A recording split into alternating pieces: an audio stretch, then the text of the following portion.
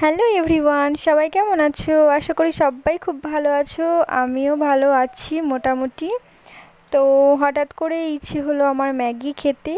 তো যেই কথা সেই কাজ, ম্যাগি খেতে ইচ্ছে হলো, অমনি আমি দুটো ম্যাগির প্যাকেট নিয়ে চলে আসলাম পাশের এক বৌদির দোকান থেকে। সেখান থেকে নিয়ে এসে শুরু করে দিলাম রান্না। এবার তো রান্না করব আমি। প্রথমেই ভালো করে গরম জল করে ম্যাগিটা দিয়ে কিছুক্ষণ সেদ্ধ করে নেওয়ার পরেই মশলাগুলোর মধ্যে অ্যাড করে দিলাম। আর তার সাথে একটুখানি সরিষার তেলও দিয়েছিলাম, কেন কি সরিষার তেল দিলে ম্যাগিগুলো ঝরঝরে থাকে, লেপটে যায় না। তো সরিষার তেল দিয়ে দিয়েছি, এক চিমটে লবণও দিয়ে দিয়েছি। তো ম্যাগির মশলাগুলো ভালো করে ম্যাগির মধ্যে মিক্সড করে কিছুক্ষণ নাড়িয়ে নিয়ে রান্নাটা করে নিচ্ছি কিছুক্ষণ। রান্নাটা হওয়ার পরেই আমি ম্যাগিটা খাবো। আমি একা না, আমার মেয়েও খাবে বলে বায়না করেছে, কিন্তু মেয়ে একদমই খাবে না। খাবারটা আমার পেটেই যাবে, আমিই খাবো। কেন কি ম্যাগি খেতে আমার ভীষণ ভালো লাগে। আর আমার মতো ম্যাগি খেতে কার কার ভালো লাগে প্লিজ আমাকে জানিও।